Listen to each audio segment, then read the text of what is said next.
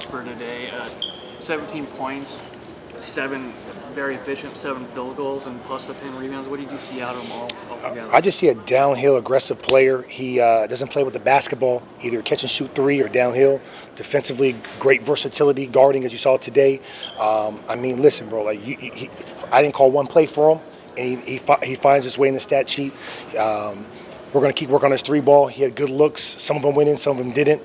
But he's easy to coach. I have no problem. I could see him easily playing for the Mavs this year just because of his defense and his aggressiveness. And anytime I tell him to do something, he does it automatically, and there's no second guessing it. He does it 100 miles an hour, so I respect that. What value does it bring when a wing like Prosper is aggressive as a cutter and as an offensive player? Well, it brings versatility to our offense. We have Luka and Kyrie, who are two of the best ISO scorers. You got to have people to protect them, to be able to guard the likes of Braun, KD, Kawhi. We're looking for physical guys who can move laterally. Those are tough. We lost Finley Smith for that. We have yet to replace it, and this is a kid that is stronger, more ahead of the curve, can handle it, a better driver. And Finley Smith is no shade to him. He turned himself into a hell of a player, great corner shooter, a little bit better laterally than Omax, but he has plenty of time. But, I mean, that's just a hell of a game, hell of a win. It was a weird game. We were up, credit them. They came back, made some scores. And one thing I did tell the team and Hardy, the regular before the fourth quarter, before the end of it, that's my fault in the play call to bring the ball screen, not to give him enough space and timing. Overtime was his fault. Overtime, I got the matchup I wanted. We had the big lifted. He had 3-1 spacing to drive. He shot a step back, but hey, listen, that's one thing about this team in the last two games. I don't care overtime or not. Down 17, stuck with it, crashed, tip dunk for the win. It had me excited. I was on the floor like J. Kidd versus the Lakers this year. How good is it for this team to experience that and to see what guys like Luka have to do on a nightly basis in tight games and have to execute like that? Well, this is huge for Hardy. Listen, Hardy, if you look at it, he's not shooting the ball well. We're winning games. A lot's going on. We're having him guard some of the best players offensively, defensively. Offensively, he's having the best player guard him. They're sinking. They know his game. Sometimes he's pressing and forcing it. But I told him, listen, we'll take you 6 for 20 in a win. Listen, we've seen AI, we've seen all different type of players do this at one point in time. Kevin Durant, they don't stop Devin Booker in the playoffs. It's the little stuff. What he can't do is foul the three-point shooters at the end of the game. What he can't do is lose sight of his man for the back cuts. Those are things we got to pick up, and we'll have a little practice to pick up those ones. But, I mean, listen, Lively had a big offensive rebound kick out for Hardy for the three. Hardy would take that shot. He'll make that shot 9 times out of 10. But salute these guys. This game's all about this league, and right now this tournament's all about winning. I told them there's no moral victories, and here are 2-1, and let's get ready to play Indiana. Back to Omax for a second. Yep. His hard play. Yep. What's going to carry him at least early sure. in his career? His energy that he has about himself, he has that rhythm that just gravitates people. How he plays hard, he's gonna make you play hard. He talks out there, which is it's very rare for a rookie. You can hear him in lively a little bit more, but Omax is there. I'm low, man, at the nail. He's trying it, but his aggressive driving is about. He wants that contact, and he's gonna get to the free throw line a lot just because of that. He's not afraid to shoot the three, and anyone who's not afraid to shoot the three and has the work ethic he is going to be a hell of a three-point shooter. Give this kid 2, max 3 years. He'll be shooting 38 to 42 in those corners and that. And what's going to get him on the floor for the Mavs this season is going to be his defense because he doesn't do dumb fouls. It'll take him 3-4 months to get to the speed, and after that, you're going to see him second half of the year, I personally believe, helping this team bit by bit. It seemed there was more use of veer switching today than running in the middle. What were your thoughts on how that scheme was executed? I mean, you see these guys, they play to the Warriors and Draymond out there, 5-out pop. Their 5 doesn't shoot the 3. They put pressure on their guards, love to shoot threes. We did a little bit more veer switches. I thought Lively did a good job. I wanted to protect that paint, switch it, and meet these guards at the paint, which he did, big blocks. He was late a couple of the layups. He tends to go with his man and not look at the ball. They sneak drive. But the good thing about him is he asked me about film. hey, coach, you got film? I was like, yeah, I got 100 clips for you. But it's just funny that he asked about it. But, I mean, listen, man, like, it's going to be a work in progress. We keep saying that. And tomorrow we had practice. We had a day off. Came back there, no shoot around. These guys ready. I think they were off 2 days, which sounds like an NBA season, right? It's just funny rested. But we got the win, and now I'm excited to see how these guys bounce back in practice. Because usually after a practice, they play much better the next game. It seemed there was more use of like handoffs instead of high pick and roll today. So Yep. Was that sort of a... It was designed. I can't say we were efficient.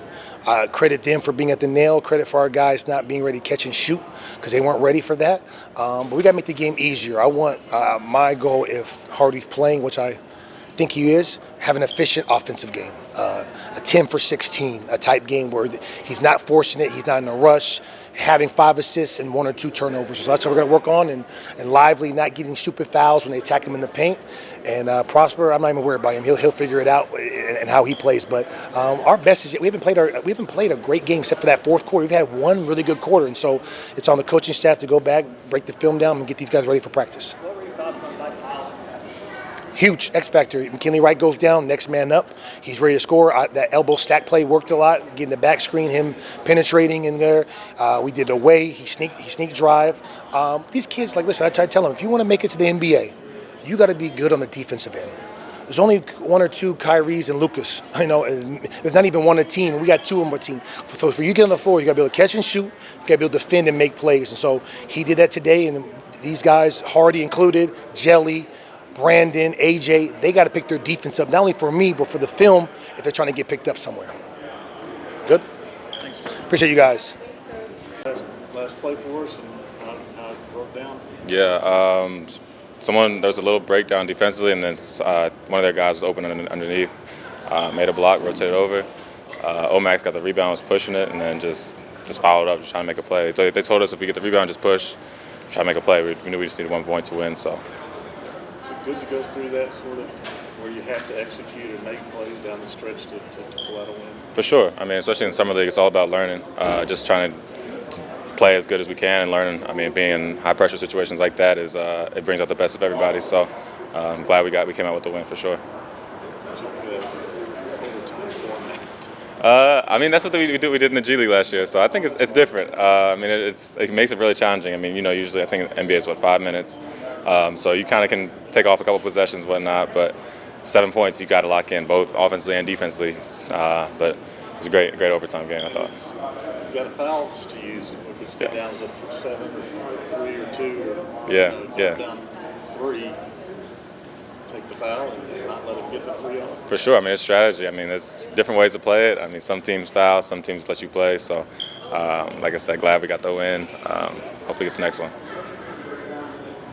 It seems the defense was able to utilize more veer switching today. What are your thoughts on how the unit executed that? We did great. The guards, that's what we've been watching in film a lot. The guards just getting into the big guys when we get the veer. And then, I mean, Quinton Quinones is really, really electric coming off ball screen. So we had to get up and make it tough for him to try to. So, like I said, the guards, it was really the guards. They did a great job crashing on the bigs, and then everyone else followed suit. What are your thoughts on how Derek Lively has anchored the defense so far? Yeah, D-Lively's been great. I mean, you guys see him getting better every game. I mean, we expected this from him. Him and Omax only got to practice 1 time with us, so he's kind of learning on the fly, but he's doing a great job, both offensively and defensively. Today made an impact on both sides of the ball, and he's a beast down there for sure. What are some things that you would like to emphasize throughout summer league so far for you? Just continue to keep playing my game. Rebounding, defense, hitting the 3. Today was a little bit off, but the guys picked me up. We got the win, so as long as we're winning, everybody's winning, so that's all that matters. Awesome. Thanks, Braxton. Okay, appreciate it.